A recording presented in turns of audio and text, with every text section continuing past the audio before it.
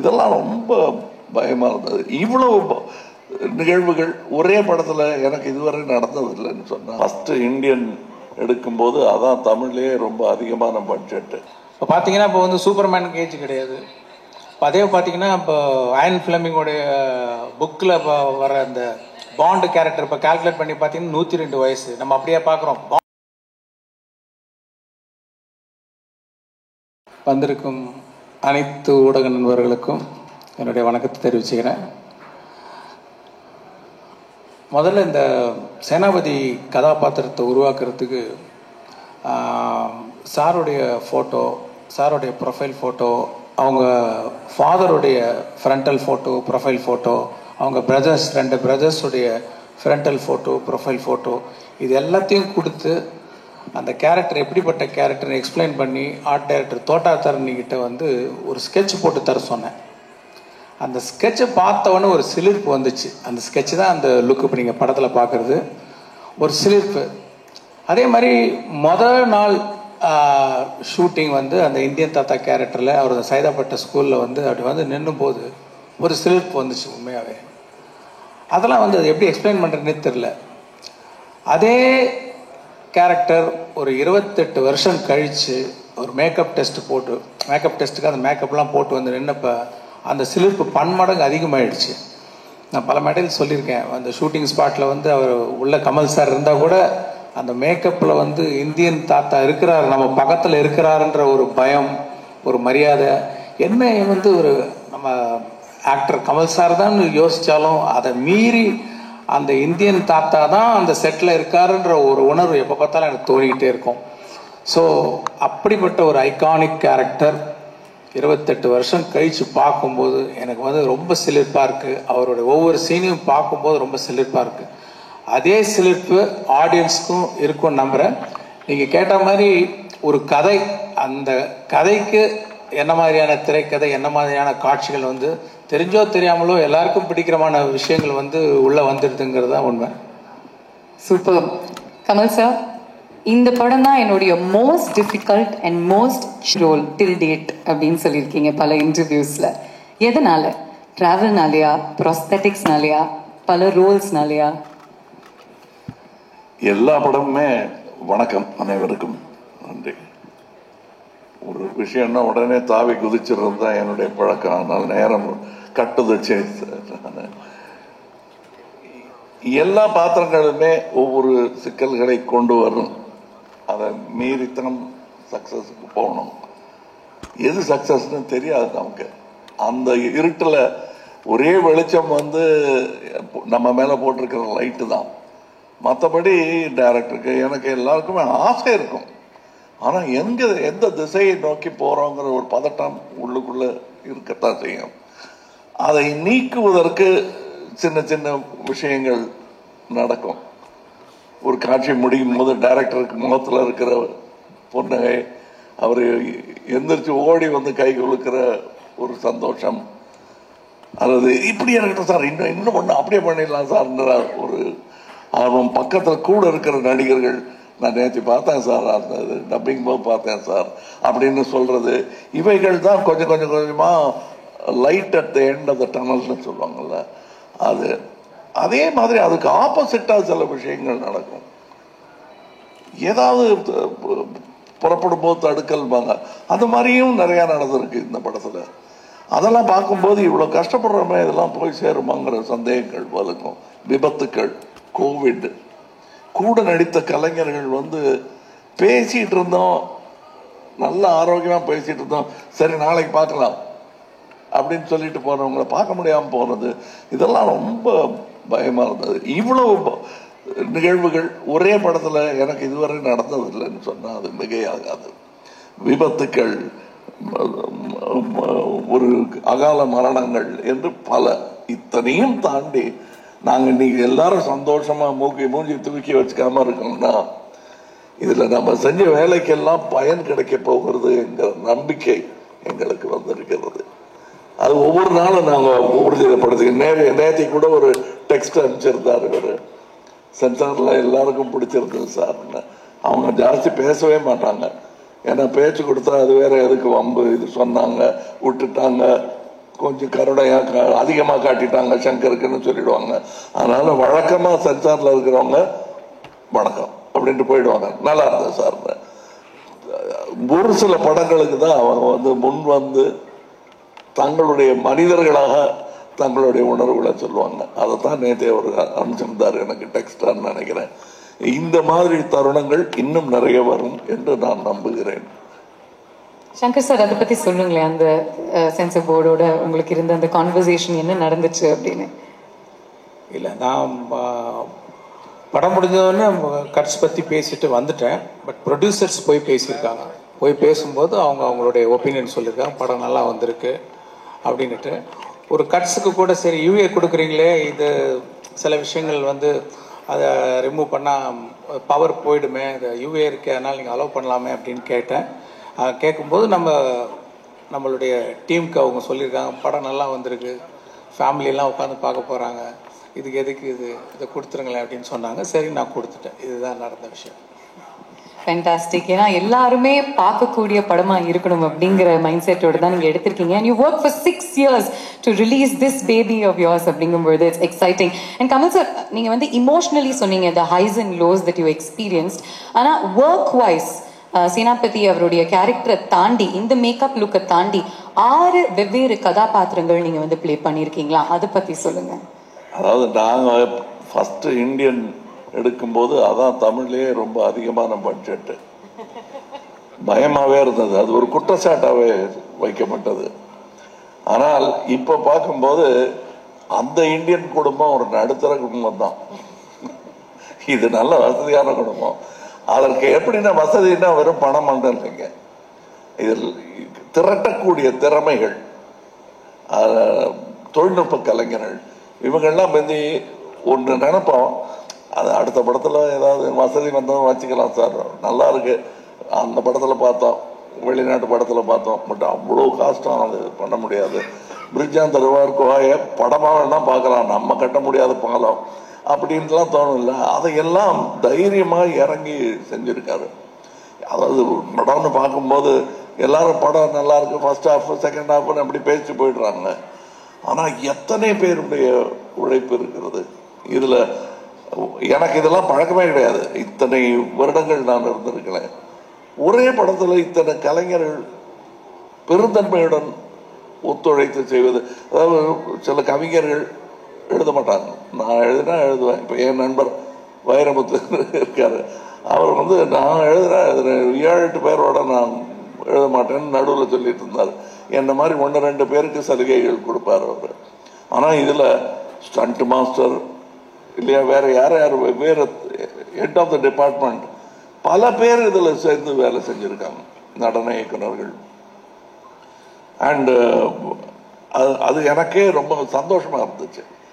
எனக்கு எப்பவுமே நடிகர்கள் எல்லாம் ஒன்னா சேர்ந்து நடிக்கிறது, திறமையான நட்சத்திரங்கள் ஒன்றாய் இணைவது, இதெல்லாம் எதுக்கு வம்பு? இது ஒரு நட்சத்திரமே கஷ்டம், இது வேற ரொம்ப ஜாஸ்தி இழுத்து விட்டுக்க கூடாதுன்னு ப்ரொடியூசர்ஸ் நினைப்பது உண்டு. அதற்கு மாறாக இதுல எல்லா நட்சத்திரங்களும் மிக சந்தோஷத்துடன், ஏன்னா என் கூட இருந்தாங்க, அவங்க பேசினது விவேக்கெல்லாம் சொன்னது எதிர்நலிச்சுக்கிட்டே இருக்கு எனக்கு. நெடுமுடி வேணும் போன்ற திறமைகள், இவர் சித்தார்த்த போன்றவர்கள், இவங்கெல்லாம் காட்டின அந்த உற்சாகம் இருக்கிறது இல்ல, கொஞ்சம் நமக்கே சந்தேகம் வரும், இவ்வளவு சந்தோஷப்படுறாங்களே அது நிஜமாவா அப்படின்னு நான் கேட்டிருக்கேன் அவர்கிட்ட. அவங்க மூஞ்சில் அடிச்ச மாதிரி கையில சத்தியம் பண்ணி சொல்லிட்டாங்க.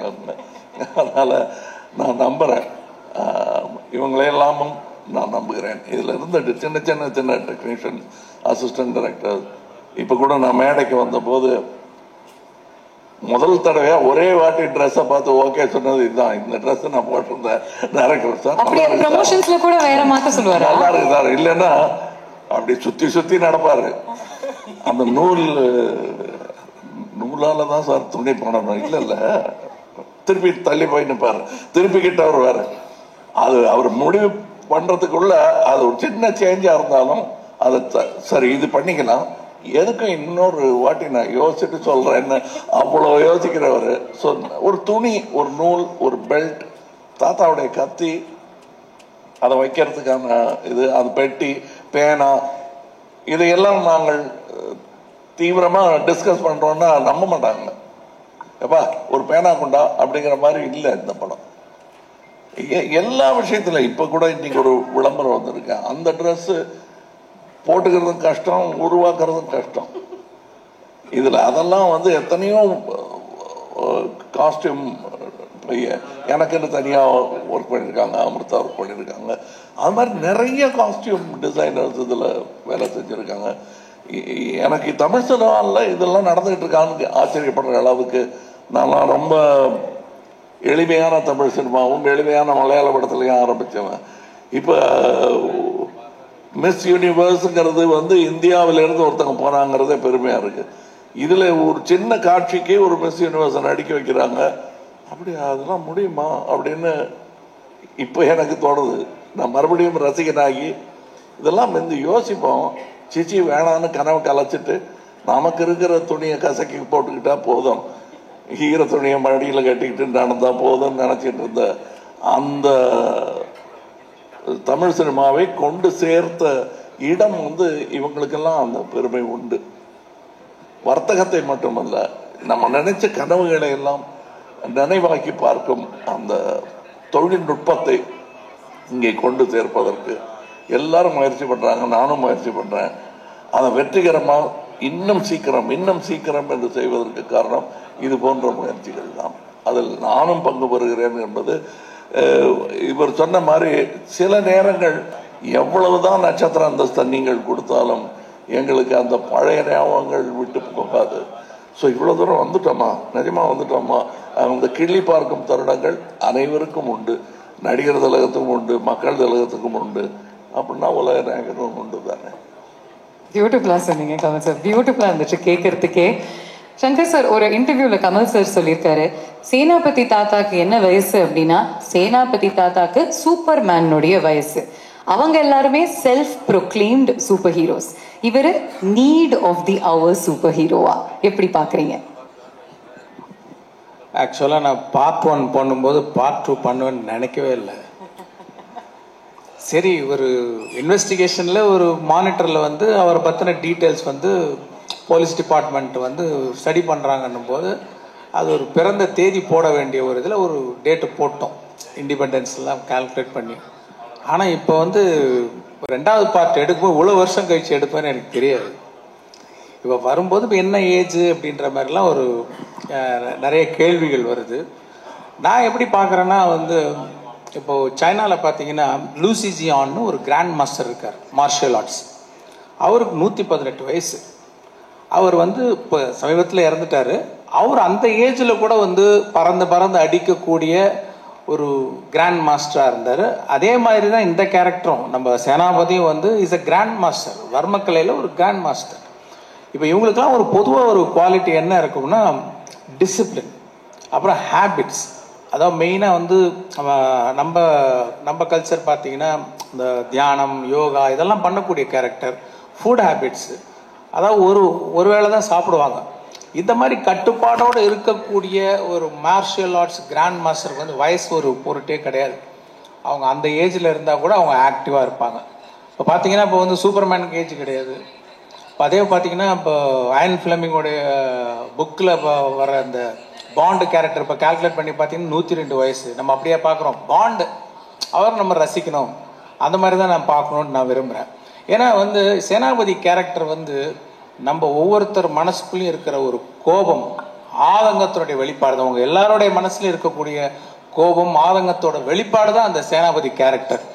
ஸோ அந்த கேரக்டர் எப்போவுமே ஒரு பவர்ஃபுல்லாக இருக்கிறதா எல்லாரும் விரும்புவாங்க, நானும் அதான் விரும்புகிறேன். கொஞ்சம் நான் எல்லா பக்கமும் யோசிப்பேன், சரி இந்த ஏஜுக்காக என்ன பண்ணலாம் அப்படின்ட்டு கொஞ்சம் டிசைன்லாம் பண்ணி பார்த்தேன். கொஞ்சம் வழுக்க வச்சு முடியெல்லாம் கொட்டி போய் இன்னும் கொஞ்சம் சுருக்கெல்லாம் வச்சு பார்க்க என்னாலே பார்க்க முடியல. எப்படி எதுக்கு இப்படி பார்க்கணும், அது ஒரு சூப்பர்மேன் கேரக்டர் மாதிரி தானே அப்படின்னு சொல்லிட்டு தான் இந்த லுக்கில் இந்த படத்தில் காமிக்கிறோம். இதில் ஒரு பெரிய அட்வான்ஸ்மெண்ட் என்னென்னா, பார்ட் 1 பண்ணும்போது அப்போ வந்து ப்ராஸ்தட்டிக்ஸ் வந்து அன்னைக்கு இருக்கிற ஸ்டேஜில் வந்து கொஞ்சம் திக்னஸ் ஜாஸ்தி. ரொம்ப கஷ்டம் சார், இப்பவும் கஷ்டம்தான், அது ரொம்ப கஷ்டம். ஏன்னா அந்த திக்னஸ்க்கு வந்து நீங்கள் சாதாரணமாக நடிச்சிங்கன்னா வெளியில் வராது. அதை கண்ணாடியில் பார்த்து எத்தனை மடங்கு நடித்தா இந்த ஸ்மைல் வர்றதுக்கு எவ்வளோ பம்ப் பண்ணணும், எவ்வளோ ப்ரெஷர் போடணுன்றது கண்ணாடியை பார்த்து பார்த்து ஒவ்வொரு ஷாட்டுக்கு முன்னாடி சார் நடித்தாங்க. இப்போ வந்து இன்னும் கொஞ்சம் மெல்லிஸ் ஆயிடுச்சு ப்ராஸ்தட்டிக்ஸ். அப்படின்னும் போது நான் சொன்னது என்னென்னா, அப்போ வந்து பேக் அண்ட் ஃபோர்த் போகிறதுக்கு வசதி இல்லை. நல்லாவே ஸ்பெண்ட் பண்ணார். இருந்தாலும் அமெரிக்காவுக்கு போயிட்டு ஒரு டெஸ்ட் ஒன்று பண்ணிவிட்டு அப்புறம் இன்னும் கொஞ்சம் ஃபைன் டியூன் பண்ணுறதுலாம் அந்த ஃபெசிலிட்டிலாம் அப்போ இல்லை. இப்போ வந்து நான் என்ன சொன்னேன்னா, போன படத்தில் வந்து ஃபஸ்ட்டு பார்க்கும்போது யாருக்கும் அது கமல் சார் மாதிரி இல்லையே, இல்லை கமல் சார் மாதிரி இருக்கே அப்படின்னு ஒரு ஒரு டிஸ்கஷன் போச்சு. இந்த வாட்டி நான் சொன்னது லெகசி எஃபெக்ட்ஸ்ன்றவங்க தான் இந்த மேக்கப் டிசைன் பண்ணாங்க. அவங்கக்கிட்ட நான் சொன்னது, இந்த வாட்டி I want to see our actor more. ஏன்னா ப்ராஸ்தட்டிக்ஸில் வந்து நம்ம ஆக்டருடைய முகம் வந்து அந்த திக்னஸில் போயிடக்கூடாது, அந்த ஆடியன்ஸுக்கு வந்து அந்த ஆக்டரை பார்க்கணும். அப்படின்னும் போது அவங்க கரெக்டாக வந்து இந்த வாட்டி பார்ட் 1ஓட பார்ட் 2ல் நீங்கள் வந்து கமல் சாரோடைய முகத்தையும் அந்த கேரக்டரில் இன்னும் நல்லா பார்க்கலாம். அதுதான் வந்து அதோடைய speciality. Okay, thank you sir, thank you sir. நேயர் விருப்பம் எல்லாருமே என்ன கேட்க ஆசைப்படுறாங்க அப்படின்னா, நீங்கள் 6 டிஃப்ரெண்ட் லுக்ஸில் வரீங்க இல்லையா கமல் சார், அதையும் தாண்டி டிஃப்ரெண்ட் டயலெக்ட்ஸில் பேசியிருக்கீங்க. 22 ஸ்டேட்ஸ்ல போய் ஷூட் பண்ணியிருக்காங்க இந்தியன் 2 and 3. அண்ட் அது மட்டும் இல்லாமல் ஒவ்வொரு ஸ்டேட்னுடைய சிறப்பு அம்சங்களையும் நீங்கள் எடுத்துகிட்டு வரீங்க த்ரூ யோர் டயலெக்ட்ஸ். அப்படியே மெதுவாக கதையை சொல்ல வச்சிருவீங்க போல.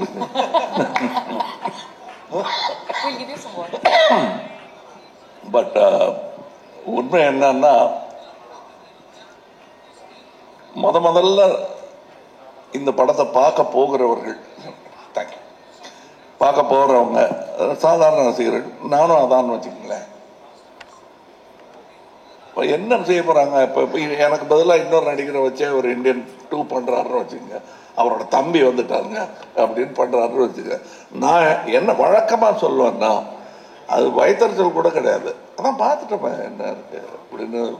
பழம்புளிக்கம்ங்கிற ஒன்று இருக்கும். இன்னொன்று என்ன சொல்லுவேன்னா, தாத்தா வருவார், அந்த உரமம் குத்துவார், அவ்வளோதானே, அதான் பார்த்துட்டோமேங்கிறது தான்.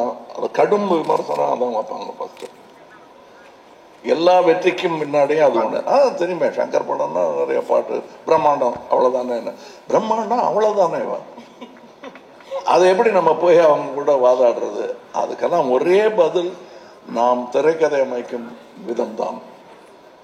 இந்த கேள்வியெல்லாம் அவங்களே பதில் சொல்லி அவங்களே ஒத்துக்கிட்டு சாரி சொல்லாமல் எங்களை பாராட்டி விட்டு வெளியே போகணும். அதற்கான முன்னேற்பாடை வந்து அவர் பண்ணாருங்கிறது தெரிஞ்சதுனால தான் நான் படமே ஒத்துக்கிட்டேன். ஏன்னா இதே கேள்வியோட தானே நான் அவர்கிட்ட போயிருப்பேன் 2வது செய்யலாங்கும் போது. அதான் பண்ணிட்டோம் சாருங்கிறது தான் மனசில் ஓடிக்கிட்டு இருக்கோம். இருந்தாலும் கௌரவம் மரியாதை காரணமாக சொல்லுங்க சார், என்ன அதே தான் இருக்கும் அப்படின்னு நினைச்சிட்டு இருக்கும்போது சில வியப்புகளை ஒரு கதாசிரியனாக ஒரு நடிகனாக எனக்குள் அவரால் ஏற்படுத்த முடிந்தது. அதெல்லாம் இதில் இருக்கு. லாங்குவேஜ் பேசுறது அதான் நீங்கள் பேசியிருக்கீங்களா அப்படின்ட்டா முடிஞ்சு போச்சு. நீங்கள் ஏக்தொச்சிக்கல்லையில் பேசியிருக்கீங்க, மரச்சரித்திரால வட்டார வழக்கு பேசுவீங்க, பிரம்மாண்டில் பேசியிருக்கீங்க, அதெல்லாம் பார்த்துட்டோமே அப்படின்ட்டா எல்லாம் பார்த்துட்ட மாதிரி ஒரு ஃபீலிங் இருக்கும். The way he has brought about it, இந்த படத்துக்கும் அதற்கும் என்ன, இது சும்மா பல்வேறு ட்ரெஸ்ஸில் வந்து நிற்கிற ஒரு அலங்கார பொருளாக இல்லாமல் ஒரு காரணத்தோட அதில் வச்சிருக்காரு. அது கொஞ்சம் கஷ்டமான விஷயம்தான். அதுவும் என்ன பண்ணிட்டாருன்னா, இவர் அந்த மாதிரி வித்தியாசமான மொழிகள் வர்ற நேரத்தில் வசதியாக நடிகனுக்கு வசதியாக ஷாட் வைக்கல, அவர் கதைக்கு வசதியான ஷாட்டு தான் வச்சார். அவர் நடிகனுக்கு என்னென்னலாம் இடைஞ்சல் உண்டோ, மூஞ்சியில் பிளாஸ்டர் ஒட்டி ட்ரெஸ்ஸும் போட்டு லைட்டு நிறைய போட்டு ஏசிலாம் பண்ணாங்க. பட் அதுக்கெல்லாம் தாண்டி இன்னும் சொல்ல போனால் சில ஷூட்டிங் கேன்சல் பண்ண வேண்டியதாக இருந்தது. உள்ளெல்லாம் எறும்பு விடுற மாதிரி இருந்தது சார், ரொம்ப முடியல அப்படின்னு சொல்லி அரை மனதோட என்னை விட்டாங்க. 3 நாள் மறுபடியும் வேலை செய்ய முடியல. இதையெல்லாம் கடந்து எனக்கு இப்போ இந்த காட்சி அமைப்பு சொல்லிட்டு இருந்தேன், வேற்று மொழியில் பேசணும், அதை நீளமான இதில் ஒரே ஷாட்டில் பேசணும், கரெக்டாக இருக்கணும், பல்வேறு ஆக்ஷன்ஸ் அதில் சேர்த்து வச்சிருப்பாரு. இதெல்லாம் நீங்கள் படம் பார்க்கும்போது கிடைக்கிற சந்தோஷம் தனி. செட்டில் இருந்தவங்களே அதை ரசித்தாங்க. இன்னும் சொல்ல போனால் இவரே ரசித்தார் அதை. அதுதான் எனக்கு ஃபஸ்ட்டு ஆடியன்ஸ் ரியாக்ஷன். அதெல்லாம் இருக்கு படத்துல. பட் அது ரொம்ப விளாவரியா இப்ப நடிச்சு காட்டுன்னு சொல்லி மிமிக்ரி மாதிரி பண்ணி அதை கெடுத்துடக்கூடாது. டெஃபினட்டா இல்ல, நீங்க இவ்ளோ இன்டெப்த் சொல்லும் பொழுது அந்த காட்சிகள் நாங்க பார்க்கும் பொழுது உங்களுடைய வார்த்தைகள் எங்களுடைய காதுல ஒலிக்கும். We'll remember these words. அதனால இது சூப்பர்ஃபிஷியலா பார்க்க மாட்டாங்க யாருமே. They know எவ்வளோ டெப்த்தோட நீங்க ஒவ்வொரு விஷயத்தையும் யோசிச்சு பண்ணிருக்கீங்க, எவ்வளோ ஹார்ட் ஒர்க்கோடன்னு. இல்ல, ரசிகர்களுடைய கருணைக்கு அளவே கிடையாது. அவங்களுக்கு பிடிச்சு போச்சுன்னா எங்களுடைய ஒரு சில பிழைகளை மன்னிச்சுட்டு நல்லா பண்ணியிருக்காரு அப்படின்றத வழக்கமான ஒரு வார்த்தை. குழந்தைய கொஞ்சிற மாதிரி கொஞ்சிடுவாங்க. அப்படித்தான் என்ன 60-65 வருஷமா கொஞ்சிட்டு இருக்காங்க. அதுக்கு என்றென்றும் நன்றி கடன் பட்டவன். ஏன்னா நான் பண்ண எல்லாமே பர்ஃபெக்டா பண்ணிட்டேன். உலக சினிமாக்களை நான் பார்த்துக்கிட்டு இருக்கேன். என்னை விட சிறப்பாக நான் செய்த காட்சிகளை வேறு உருவத்தில் அவர்கள் செய்யும் போது அட்டே இப்படி பண்ணியிருக்கலாமே யோசிக்க வைக்கக்கூடிய இளைஞர்கள் நிறைய பேர் இன்னைக்கு வந்துட்டாங்க. அதுக்கு நடுவில் என்னை அன்பின் காரணமாக மட்டுமே தோளில் தூக்கி வைத்திருக்கிறார்கள் என்ற சந்தேகம் எனக்கு ரொம்ப நாள் உண்டு. சூப்பர். சங்கர் சார், இவ்வளோ வருஷமா நீங்க இந்த ப்ராஜெக்ட்க்கு ஒர்க் பண்ணியிருக்கீங்க, வெவ்வேறு இடங்களுக்கு போயிருக்கீங்க, டஃப் கண்டிஷன்ஸ்ல ஒர்க் பண்ணியிருக்கீங்க. கண்டிப்பா ஒரு முக்கியமா இருந்திருக்கும். A few words on Subaskaran அவர்கள். அதான் இந்த படம் முதல்ல வேற ஒரு ப்ரொடியூசருக்கு பண்ணுறதா இருந்தது. அப்போ அது கேள்விப்பட்டு அவர் ஒரு சிறந்த நண்பராக பழகுவார்.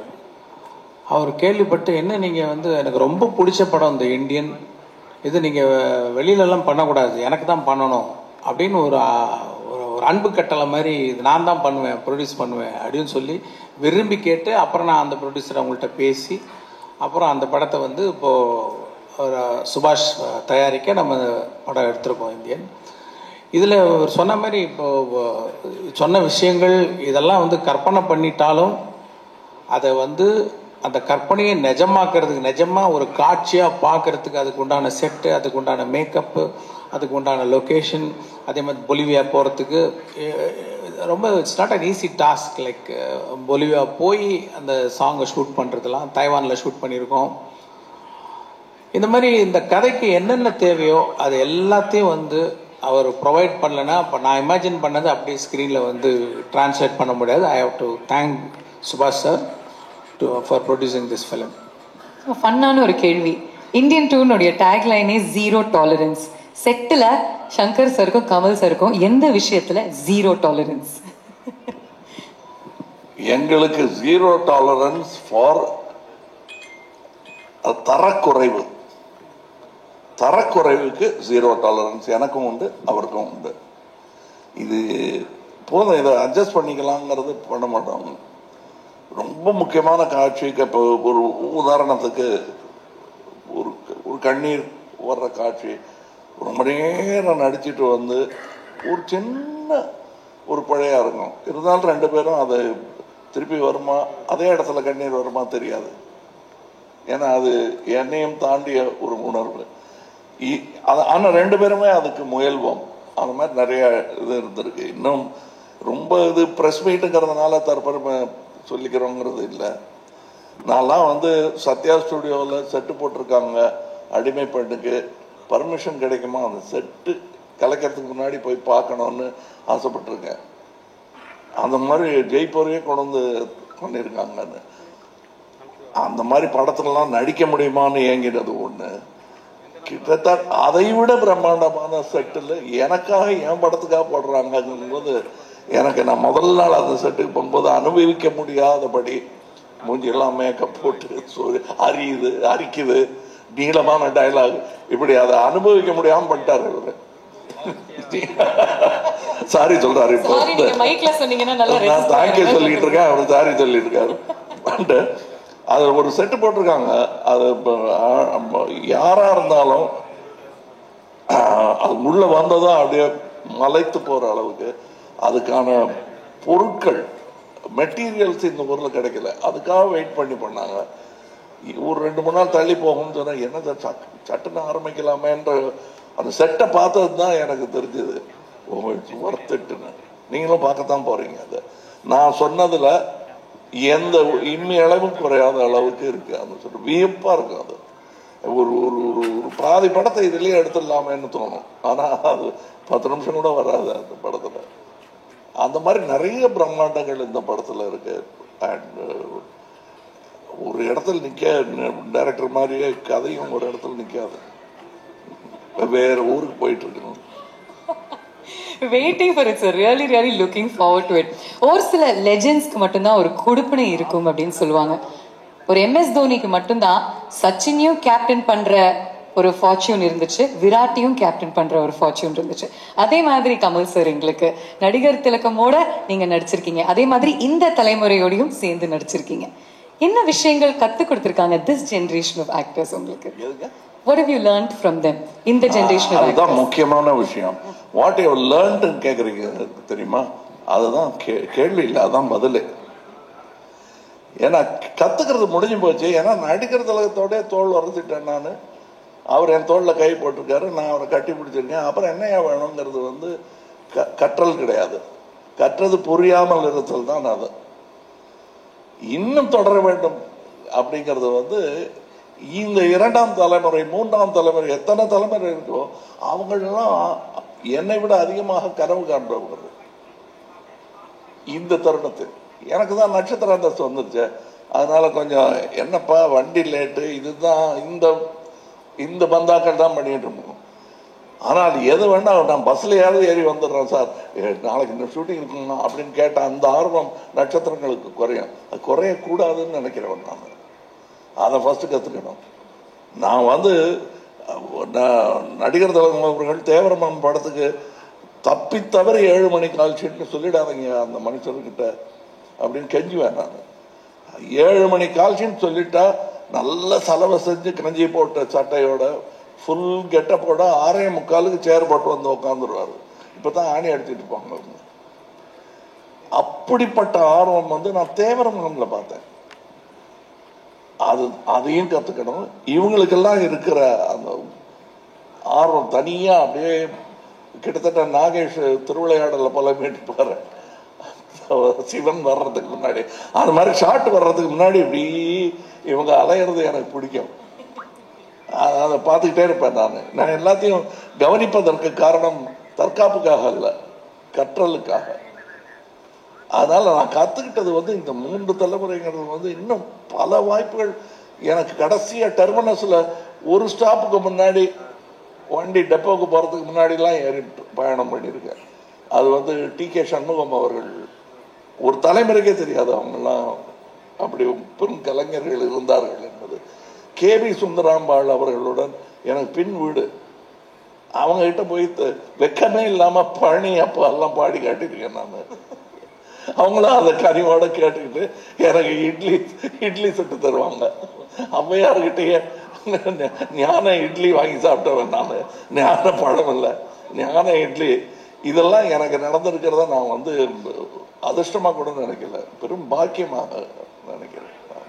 These moments, sir, இந்த கதைகள் கேட்கறதுக்கு we feel truly special. Thank you, thank you.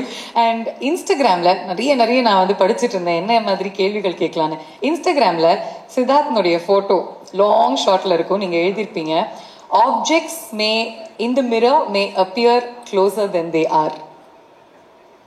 அதற்கான Hello, check. Objects in the mirror are closer than they appear. Thank you. Objects in the mirror are closer than they appear னு எழுதிருப்பீங்க. யூசுவலா அது எச்சரிக்கைக்கு எழுதிருப்பாங்க கார்ல. இது எந்த கான்னோட்டேஷன்ல, என்ன கண்ணோட்டத்துல எழுந்தீங்க?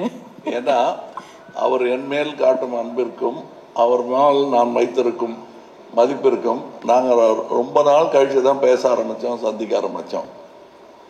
So it is a visual thinking. Object கிட்ட இருக்கணுங்கிறது தான் அதோடைய இது.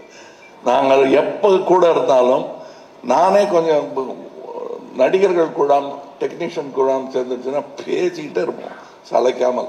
ஏன்னா பேசுவதற்கான சப்ஜெக்ட் சினிமாவாகிவிடும் பட்சத்தில் அப்புறம் சாப்பிடுவாங்க, ரொம்ப லேட் ஆகுதுன்னு யாராவது ஞாபகப்படுத்தினாதான். அந்த மாதிரி உரையாடல்கள் எனக்கு சுஜாதா சார் கூட டான்ஸ் ரோட்டில் நடந்திருக்கு, மணிரத்னம், பாலகுமார், இவங்க எல்லாரோடையும் இவரும் ஒர்க் பண்ணியிருக்காங்க. நிற்கவே நிற்காது. அங்க எல்டான்ஸ் ரோட்டே நின்று பேசிட்டு இருப்போம்.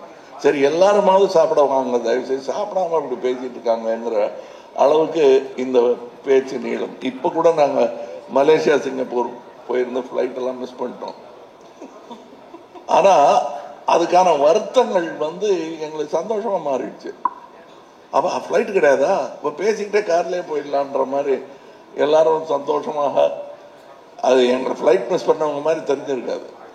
இல்லாத ஃப்ளைட்டில் ஒரு டிக்கெட் வாங்கிட்டு சந்தோஷத்தில் இருக்கிற மாதிரி இருக்கும். That's what I meant. I wish we were closer, even long before.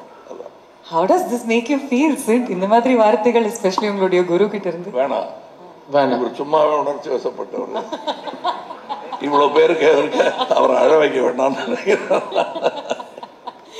Okay, சேனாபதி தாத்தானுடைய கம்பேக்கே ஒரு காஸ் ஃபார் செலிப்ரேஷன். அதை தாண்டி இந்தியன் டூல மற்ற விஷயங்கள் டு செலிப்ரேட் என்னென்ன இருக்கு? கதை கேட்குறாங்க சார், பார்த்துக்குங்க. இல்லை, இப்போ இதில் வந்து மெயினாக நிறைய கேரக்டர்ஸ் கேமியோஸ் ஜாஸ்தி. அது எல்லாமே நல்ல ஒரு பண்பட்ட நடிகர்கள், நல்ல அனுபவம் வாய்ந்த நடிகர்கள், சிறந்த நடிகர்களை வந்து இந்த படத்தில் கேஸ்ட் பண்ணியிருக்கோம். லைக் சமுத்திரகனி சார், எஸ்ஜே சூர்யா, பாபி சிம்மா, தம்பிராமையா, மனோபாலா, விவேக், அப்புறம் ரேணுகா, சொல்லிட்டேன், சித்தார்த் மெயினாக, ரகுல் பிரீத் சிங், பிரியா பவானி சங்கர், நிறைய கேமியோஸ். எல்லாருமே ரொம்ப சிறப்பாக நடிச்சிருக்காங்க. ஏன்னா இதில் நிறைய ஃபேமிலி விஷயங்கள்லாம் அந்த படத்தில் வருது. ஸோ எல்லா ஃபேமிலியும் வந்து என்கேஜாக பார்க்கக்கூடிய படமாக இது இருக்குன்னு நான் நம்புகிறேன். அடுத்து பார்த்தீங்கன்னா இதில் வந்து அதை பார்த்தீங்கன்னா அந்த ஒரு நடுவில் ஒருத்தர் இருக்கார். அவர் வந்து உங்களுக்கு நிறைய பேருக்கு மீடியாவுக்கு பரிச்சயமான ஒரு கேரக்டர் தான். அது ஆர்கே லக்ஷ்மணுடைய கார்ட்டூன் காமன் மேன். அவர் வந்து டைம்ஸ் ஆஃப் இந்தியாவில் அந்த கார்ட்டூன் வந்து ரெகுலராக போடாரு. அது ரொம்ப அந்த கார்ட்டூன்லாம் ரொம்ப பிரபலம், ரொம்ப மிகச்சிறந்த ஒரு கார்ட்டூனிஸ்ட் ஆர்கே லக்ஷ்மண் அவர்கள். அவருடைய அந்த காமன் மேன் கதாபாத்திரத்தை வந்து ஒரு 3D அனிமேஷனில் இதில் வந்து இந்த கதையில் வந்து ஒரு கதை சொல்லும் ஒரு டூலாக நான் வந்து பயன்படுத்தியிருக்கேன். அது ஒரு புது விஷயம். அப்புறம் சொன்ன மாதிரி பொலிவியாவில் எடுத்த அந்த கேலண்டர் சாங் மிஸ் யூனிவர்ஸ், நான் வந்து இந்தியன் ஆக்ட்ரஸே ட்ரை பண்ணேன், 2-3 பேரை ட்ரை பண்ணேன், கிடைக்கல, அவங்க டேட்ஸ் கிடைக்கல. அப்போது வந்து அந்த கேலண்டர் ஷூட்டுக்கு பொருத்தமாக யார் இருப்பாங்க அப்படின்னு பார்க்கும்போது அவங்களுடைய ஒரு புகைப்படத்தை பார்க்கக்கூடிய ஒரு வாய்ப்பு வந்தது. ஸோ அவங்கள ட்ரை பண்ணி பார்த்தோம். அவங்க அக்செப்ட் பண்ணதுனால அவங்கள வந்து இந்த பாட்டில் நாங்கள் படத்தில் வருவாங்க அந்த பாட்டில். அப்புறம் மெயினாக டெக்னீஷியன்ஸ் லைக் ரவிவர்மன் ரொம்ப அருமையான ஒளிப்பதிவு. இப்போ சார் சொன்ன மாதிரி வியந்து பார்க்குற ஒரு செட்டெல்லாம் வந்து முத்துராஜ் ப்ரொடக்ஷன் டிசைனருடைய ஒர்க்கு வந்து எக்ஸ்ட்ராடினரி ஒர்க் இந்த படத்தில் பார்த்தோம். அப்படி நம்மளே ஒரு லேஸில் எக்ஸைட் ஆக மாட்டோம். ஒரு செட்டு டிசைன் அப்ரூவ் பண்ணுறதுக்கு பேக் அண்ட் ஃபோர்த் போவோம். கடைசியில் ஒன்று கொடுப்பாரு, செட்டில் வந்து பார்த்தா நம்மளுடைய எதிர்பார்ப்பே மிஞ்சக்கூடிய ஒரு அருமையான ஒரு அவுட்புட்டை வந்து முத்துராஜ் சார் கொடுத்துருக்குறாங்க. அப்புறம் தைவானில் ஷூட் பண்ணியிருக்கோம். இதெல்லாம் விட மெயினாக நம்ம கமல் சார் தான். நான் வந்து பார்ட் 1 சொன்னேன், லைக் ஒரு தராஸில் வந்து ஒரு பக்கம் டைரக்டர், ப்ரொடியூசர், படத்தில் நடித்த actors, cinematographer, music director, art director, அத்தனை பேரையும் ஒரு தராசில் போட்டுட்டு இன்னொரு பக்கம் தராசில் கமல் சாரை உட்கார வச்சா ஈக்குவல் ஆகிடும். அந்த அளவுக்கு இவர் சாருடைய ஸ்க்ரீன் ப்ரெசன்ஸ் அண்ட் பர்ஃபார்மன்ஸ் வந்து அப்படி இருந்தது. அந்த இந்தியன் ஒரு விழாவில் நான் சொன்னேன். இப்போ நான் சொல்கிறேன், இப்போ தராசு இந்த பக்கம் சாஞ்சிருச்சு. சார் வந்து எங்கள் எல்லாரையும் மிஞ்சிற அளவுக்கு அவர் வெயிட்டாக இருக்கார் அந்த படத்தில் அப்படிங்கிறத நான் வந்து நீங்கள் கேட்டிங்களே படத்தில் வேறு என்ன நான் இல்லைன்ட்டு, சாருடைய பர்ஃபார்மன்ஸ், சாருடைய ப்ரெசன்ஸ். ஏன்னா அவர் வர சீனெல்லாம் வந்து அப்படி ஒரு பிரமிப்பை ஏற்படுத்துது. அது ஒரு எழுதுனதுக்கும் அது ஒரு சீனாக டிரான்ஸ்ஃபார்ம் ஆகும்போது அது எந்த அளவுக்கு உயர்ந்து நிற்குதுன்றதை என்னால் பார்க்க முடிஞ்சுது. ஐ பிலீவ் நீங்களும் அதை ஃபீல் பண்ணுவீங்கன்னு நினைக்கிறேன். ஃபேண்டாஸ்டிக். கமல் சார், நீங்களும் உங்களுடைய பதில் அதுக்கு சொல்லிட்டீங்க அப்படின்னா அதுக்கப்புறம் பிரஸ் கிட்ட அவங்களுடைய கேள்விகள் கேட்கலாம். அதாவது இவ்வளோ விஷயங்கள் சொல்கிறோம் இல்லையா, இதுக்கெல்லாம் நாங்கள் வந்து சுபாஸ்கரன் ஒருத்தர்கிட்ட நான் ஒரு ஃபோன் பண்ணுவேன், ஒரு ஃபோன் பண்ணுவார். 2 ஃபோன் கால் தான். எடுக்கிற முடிவுகள் ரொம்ப பெரிய முடிவுகளாக இருக்கும். அதாவது எத்தனை நாள் தள்ளி போடலாம் ஷூட்டிங்கிறது வந்து சாமானியமான செய்தி அல்ல ஒரு ப்ரொடியூசருக்கு. வேணாம் சார் ஒரு விபத்து நடந்துச்சு, நீங்கள் புறப்பட்டு வாங்க, ஒரு கால் புறப்பட்டு வந்துடுவார். இல்லை இதை நடுவில் ஒரு சில மாற்றங்கள் இவர் சொன்ன போது இப்படி பண்ணலான்னு சொல்லும்போது அது சரி சார் நீங்கள் 2 பேரும் முடிவெடுத்து பண்ணிடுங்க சார் அப்படிங்கிற அந்த பெருந்தன்மை அது இல்லாமல் இந்த படத்தை இத்தனை வருடங்கள் நகர்த்தி கொண்டு வந்திருக்கவே முடியாது. அதற்கு பிறகு என்ன பண்றது தெரியாம கோவிட் விபத்துகள் என்று பல விஷயங்கள் எங்களை தடுமாற வைத்த போது ரெட் ஜாயின்ட்ஸ் உள்ள வந்தாங்க. இதெல்லாம் தான் அப்படி ஒரு 3 முக்கிய கால்களை வைத்து நிற்கும் முக்காலி இது. அது சொல்லியே ஆகணும். இங்க அது போக டெக்னீஷியன்ஸ் பேரை எல்லாம் சொல்ல முடியாத அளவுக்கு அத்தனை பேர் வேலை பார்த்துருக்காங்க. இந்த இதுல போட்டிருக்கு இல்லையா, அதுவே கம்மி. அது நம்பர் ஆஃப் நேம்ஸ் முந்தியெல்லாம் 4-5 பேர் தான் போடுவாங்க. அதுக்கு அதோட பங்கு முடிஞ்சிடும். ஆனா இதுல எத்தனையோ பேர் வேலை செஞ்சிருக்காங்க. நான் சொன்னது சும்மா ஒரு பானை சோற்றுக்கு பதத்தான். ப்ரொடக்ஷன் டிபார்ட்மெண்ட்ல வேலை பார்த்துருக்கிற ப்ரொடக்ஷன் மேனேஜர்ஸ் அதுவும் சாமானியமான வேலை இல்லை, அவங்களுக்கு கொடுக்கப்பட்ட வேலைகள் தான். இவர் ட்ரெயினை கொண்டு வரணும் சொன்னார்னா அந்த ட்ரெயின் மேல அரிசி இருக்கணும், அது மேல வெள்ளைக்காரங்க இருக்கணும், அது ஆப்பிரிக்காவில் நடக்கணும். அப்படி ஒண்ணு இல்லை. இது உலக அழகி வேணும். சரி சார் கொண்டு வந்துடலாம். எங்க உலகத்துல யாரும் அடிக்கடி போகாத இடமா இருக்கணும். சரி சார் போயிடலாம். ஒரு 120 பேர் அங்க கொண்டு போயிட்டோம். இதெல்லாம் எல்லாமே சரி சார் நல்ல பிரம்மாண்டமான செட்டு போடணும். போட்டலாம் சார், இவ்வளவு சதுர அடி இவ்வளவு இந்த ஆளை விட பெருசா இருக்கு, சரி போட்டுடலாம். ஆனா எல்லாம் தங்கமா இருக்கணும். நடுவில் வைக்கிறதுக்கு நடுவில் வேணா கரன்சி நோட்டு வைக்கலாம் அப்படின்னா அந்த மாதிரி கேட்க அதுக்கெல்லாம் இது ஒரு குப்பத்துல ஒரு சாங் எடுக்கலாம் அப்படின்னு முடிவு பண்றாரு. ஓஹோ சரி சீக்கிரம் முடிச்சிடுவாங்க 2 நாள்ல.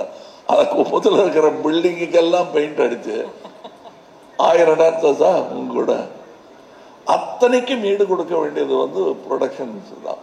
ஏன்னா அத்தனை பொங்கல், அத்தனை வடை, அத்தனை பாத்ரூம் இதெல்லாம் நீங்க கணக்கில் எடுக்கிறது இல்லை. அத்தனை பேருக்கு ட்ரிப்பு, வீட்டுக்கு வண்டி போக, காலையில 5 மணிக்கு பிக்கப்பு டிராப்பு, அத்தனை மேக்கப் மேன்.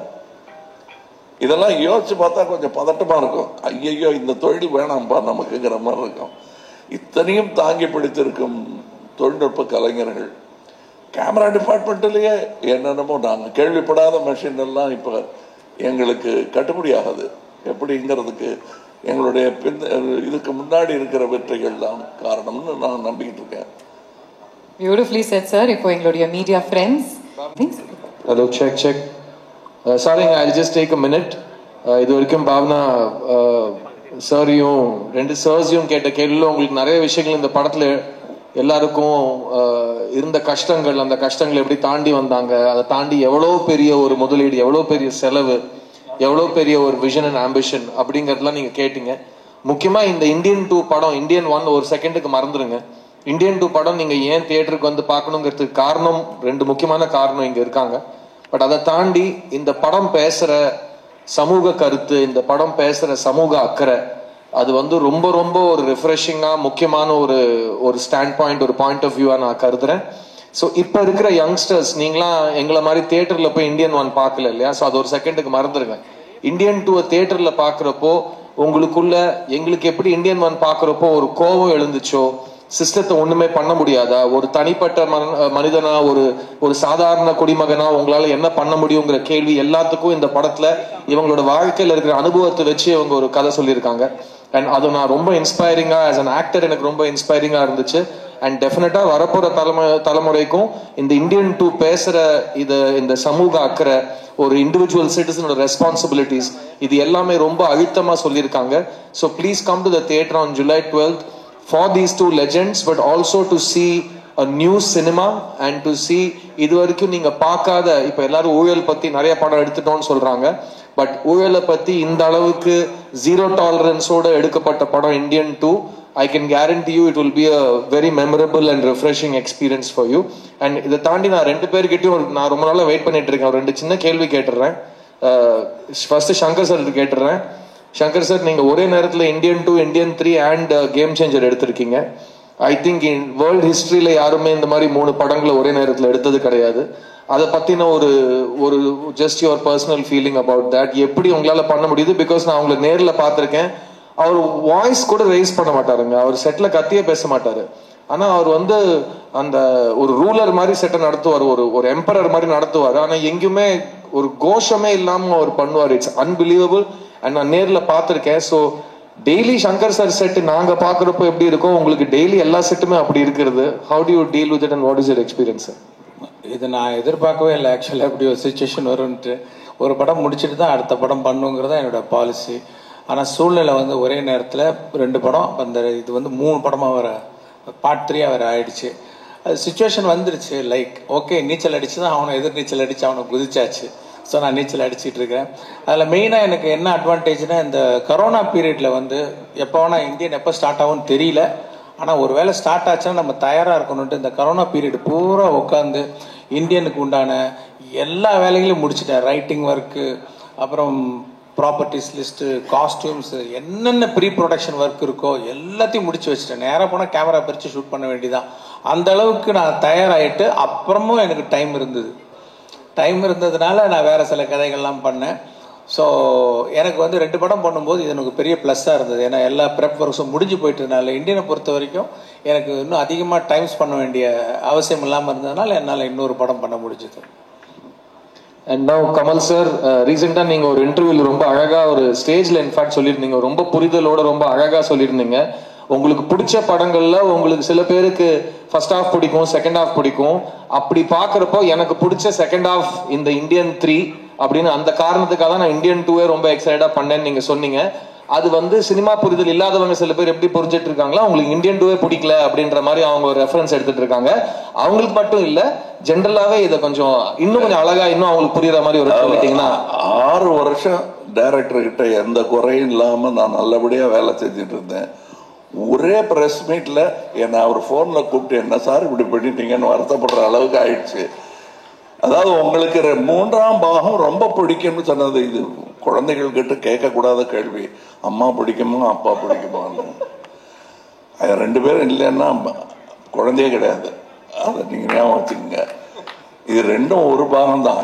எனக்கு இது பிடிக்குது, ஒரு சீன் பிடிச்சிருக்கு அப்படின்னு நான் சொல்லிட்டா, அதனால மற்ற சீன்லாம் எனக்கு பிடிக்கலைங்கிற அர்த்தத்தை நண்பர்கள் எடுக்க முடியாது. நல்ல நண்பர்கள், நல்ல விமர்சகர்கள் அந்த அர்த்தத்தில் அதை எடுத்துக்க முடியாது, எடுத்துக்க கூடாது என்பதுதான் என்னுடையது. நல்லா வந்திருக்கு. எனக்கு இன்னும் ஆர்வம் என்னன்னா, இந்தியன் 3 இப்பதான் ஜூலை 12 ரிலீஸ் முடிவாயிடுச்சு. எனக்கு இந்தியன் 3 ரிலீஸ் டேட்டுக்கு நோக்கி ஓடிக்கிட்டு இருக்கேன் என் மனசு. அதை நீங்க யாரும் தடுக்க முடியாது, டைரக்டரே தடுக்க முடியாது. நானா எடுக்க சொன்னேன் 3 எடுத்துட்டீங்க. எனக்கு இப்ப அது மேல ஆசை வந்துருச்சு. அதுக்கு நான் என்ன பண்றது? அதான் நாங்க அப்ப ஃபர்ஸ்ட் சாம்பார் தான் பிரமாதமா இருந்தது இல்லைங்களே, ரசமும் நல்லா தான் இருந்தது. பாயசத்தை நோக்கி என் மனசு பாய்கிறது என்றால் அதற்கு நீங்க என்னை கோவிக்க கூடாது. இதுதான் உண்மை. இன்னும் நான் இந்த பிரஸ் மீட்டை வந்து இந்தியன் 3 பிரஸ் மீட்டா ஆக்க விரும்பல. ஏன்னா எனக்கு பிடித்த சம்பவங்கள் நிறைய அதிலும் இருக்கிறது, இதிலும் இருக்கிறது. இந்தியன் 2 இந்தியன் 3 எது பிடிக்கும் நீங்க என்ன கேட்டீங்கன்னா, எனக்கு இந்தியன் 4 தாங்க பிடிக்கும். ஏன்னா இந்த பாயசத்தை ஆல்ரெடி எனக்கு ருசி காமிச்சிட்டாங்க, கொடுத்துட்டாங்க. இந்தியன் 4ல நான் இருப்பேன், அந்த ருசியும் சீக்கிரமா காமிச்சிருங்க, சந்தோஷமா இருக்குங்கிற ஒரு நம்பிக்கை தான். அங்க சுபாஸ்கரன் அவர்கள் பேனா கேப்பை திறந்து செக் புக்கு கொண்டு வாங்க சைன் பண்றது எனக்கு தெரியுது, மனசு ஞான திருஷ்டியில தெரியுது. லைட்டா இப்ப வர்மக்கலை இவர் கையாளுவாருன்னு நினைக்கிறேன். சைலன்ஸ் அப்படின்னு சொல்லிட்டு டைம் ஃபார் யோர் क्वेश्चंस.